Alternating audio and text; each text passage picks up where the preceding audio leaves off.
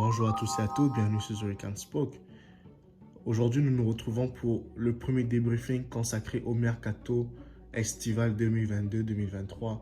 Un mercato dans lequel nous allons juste parler des équipes qui se sont comme renforcées durant ce mercato à date et non des joueurs individuellement, mais on peut les nommer, les citer, mais je vais plus m'attarder et m'appesantir sur les équipes qui ont fait des recrues de moins intéressants pour ce mercato 2022-2023 à mon avis et qui ont fait des bons recrutements en fait. Tout d'abord, j'espère que vous allez tous bien, que vous passez de bons moments pour ceux qui sont en vacances, qui s'épanouissent, pour ceux qui n'y sont pas, qui ne sont pas en vacances, mais qui continuent de charbonner. Ben, écoutez, du courage à vous et tout. Quant à moi, je me suis donné comme du repos, à savoir depuis la finale de la Champions League jusqu'à aujourd'hui. Je m'étais donné du repos pour ne pas être devant les écrans, pour chercher l'actualité sportive, tout et tout. Ben, je me disais, ben, écoutez, je m'étais donné comme un deadline et je l'ai franchi aujourd'hui. C'est comme ça que je suis devant vous pour vous parler de l'actualité sportive du moment. J'espère que vous prendrez du plaisir à écouter, à suivre la chaîne YouTube, à la partager autour de vous, à continuer à faire grandir la communauté afin que nous soyons plus nombreux, afin que nous atteignions des centaines de milliers d'abonnés, pourquoi pas, afin que notre communauté puisse grandir, afin qu'on soit comme une référence dans le milieu du foot en fait.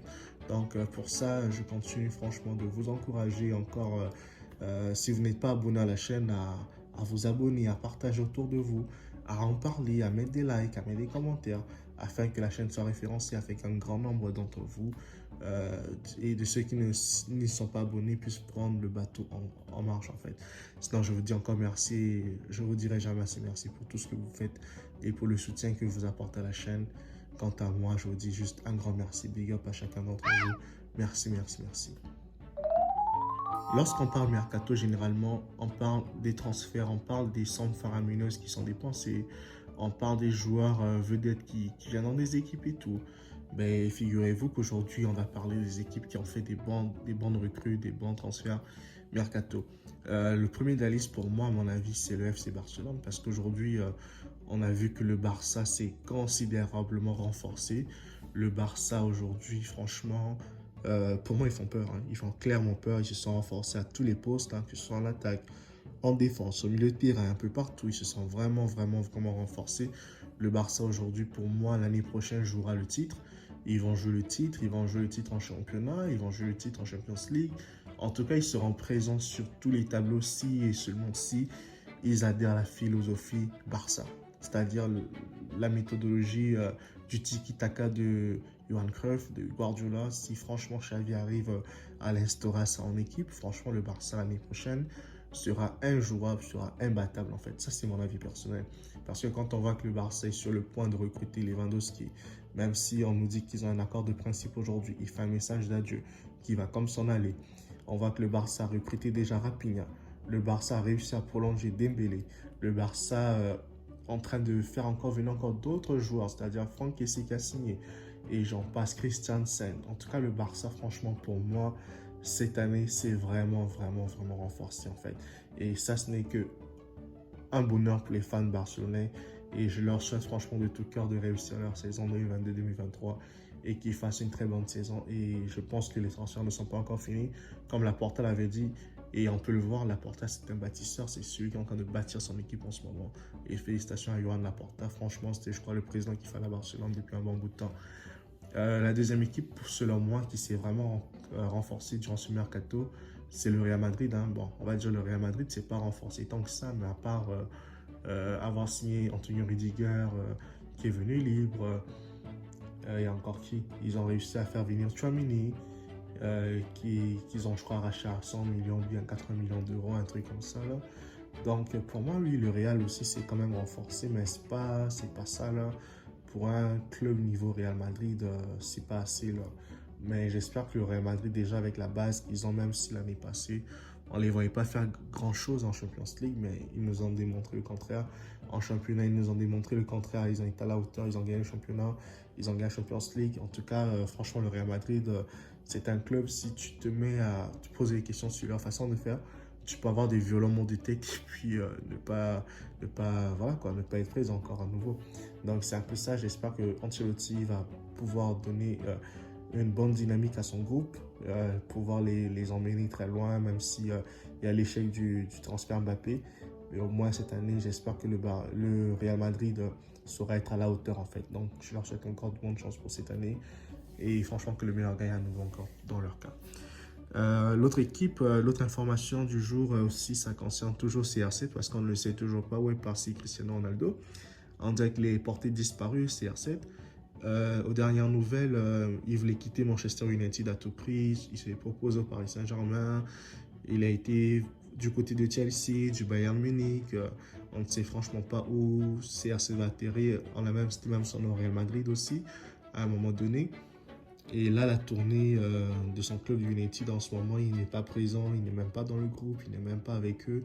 J'espère que tout se passera bien pour Ronaldo, qu'il va finir par trouver un nouveau club où il va atterrir.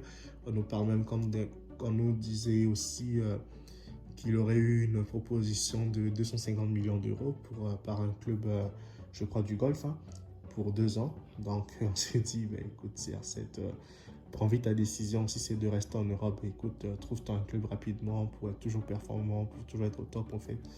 Donc, c'est un peu ça. Donc, c'est juste ça le seul hic de Manchester United. Mais à part ça, on voit que United a quand même recruté déjà des bons joueurs. Tyrell Malacia, même si je dois avouer que je ne connaissais pas ce joueur. Ils ont aussi encore réussi à prendre d'autres joueurs. Aujourd'hui, il y a Lisandro Martinez qui doit normalement arriver. Il y a Christian Eriksen qui est un très bon joueur aussi, qui est déjà à Manchester. Donc je trouve que Manchester United, l'année prochaine, dire qu'ils vont jouer le titre, je pense pas, mais ils pourraient quand même jouer le top 4, donc le Big 4. Donc c'est un peu ça que je peux dire pour Manchester United. En passant par Chelsea, Chelsea pour moi, franchement, est en train de réaliser l'un des plus beaux mercatos depuis pas mal d'années, quoi. C'est à savoir avoir réussi à arracher Raheem Sterling, le faire venir à Chelsea cette année, à prendre Kalidou Koulibaly qui a signé à Chelsea cette année. Franchement, Chelsea pour moi cette année est en train de faire un très très très bon mercato à tous les postes, à tous les niveaux, même s'ils ont laissé partir Lukaku à l'Inter Milan. Mais c'était clairement parce que franchement la méthode Tourelle et Lukaku, je pense qu'il n'y a pas d'attractivité entre les 2 ans, mais je pense que leurs relations doivent être très froides et je crois que Lukaku ne s'épanouit pas aux côtés de Thomas Tuchel comme il s'est épanoui il y a 2 ans en Italie, en Serie A. J'espère pour Lukaku que franchement son retour à l'Inter Milan, il ne va pas le regretter et qu'il saura vraiment être en forme et tout. Arsenal, par exemple, a fait vraiment de très bons transferts et de bonnes recrues avec la présence de Gabriel Jesus qui est arrivé à Arsenal. Franchement, Gabriel Jesus, moi j'ai toujours cru en ce joueur, même si à City les places sont chères, mais je pense qu'il va apporter un plus, il va apporter une qualité technique franchement qui manquait à Arsenal et tout. Il va apporter du professionnalisme à Arsenal et je pense que c'est une très bonne recrue pour Arsenal et tout. Et franchement, bonne chance aux Gunners pour la saison prochaine en fait. Quand on voit la Juventus, ils ont pu enrôler Di Maria. Pogba fait son retour. J'espère que Paul Pogba, cette fois-ci, va se redonner au football, qu'il va avoir les joies du football comme c'était le temps à l'époque, avant qu'il vienne gâcher son talent à United et tout, que Paul Pogba, cette fois-ci, va redevenir le Paul Pogba qu'on a connu dans le temps, qui était un très bon joueur, qui était capable de tout faire à lui seul dans une équipe, qui était capable de faire gagner son équipe. On dirait qu'il était un Messi. Mais franchement, Paul Pogba, vraiment du courage à toi. J'espère que cette nouvelle saison va te permettre d'être encore plus fort à la Juve parce que tu connais ce club, tu connais les infrastructures et que tu vas pouvoir t'épanouir là-bas. Franchement, courage Pogba et bonne chance à toi.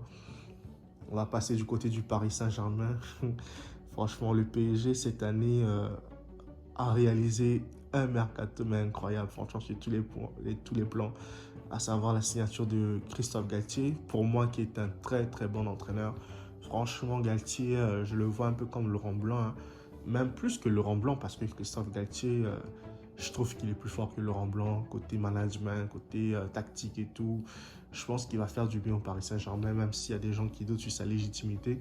Ben moi, personnellement, en tant qu'analyste du football, je pense que Christophe Galtier est le meilleur coach qu'il fallait chez Paris Saint-Germain en ce moment précis. Donc déjà, sa recrue est une très bonne recrue et est un très bon message pour les joueurs parisiens. Je pense qu'il va apporter des grandes choses à son équipe parce que toutes les équipes que Galtier a toujours coachées ont toujours été joueuses, ont toujours été franchement fortes et se sont toujours épanouies. Et franchement, bonne chance à Christophe Galtier pour son nouveau rôle en fait. Autrement, je vais aussi parler on va dire quoi, de, des recrues parisiennes, à savoir Hugo Ekitike qui a signé aujourd'hui au PSG. J'espère qu'il va pouvoir s'épanouir, qu'il va donner du meilleur de lui-même, même si, à vrai dire, je ne sais pas qui est ce joueur. Je ne l'ai jamais vu jouer. Je ne me suis jamais intéressé au match de son ancienne équipe dans le temps. Mais en tout cas, quand il signe au Paris Saint-Germain, tous les feux sont verts. Tout le monde dit que c'est le nouveau Mbappé, ce genre de choses. Laissons le voir. Laissons voir ce qu'il va faire au niveau du Paris Saint-Germain. J'espère qu'il va pouvoir donner le meilleur de lui-même, qu'il va pouvoir s'épanouir, qu'il va apporter un plus à cette équipe du PSG. J'espère vraiment qu'il fera du bien à Christophe Galtier, à son équipe et tout.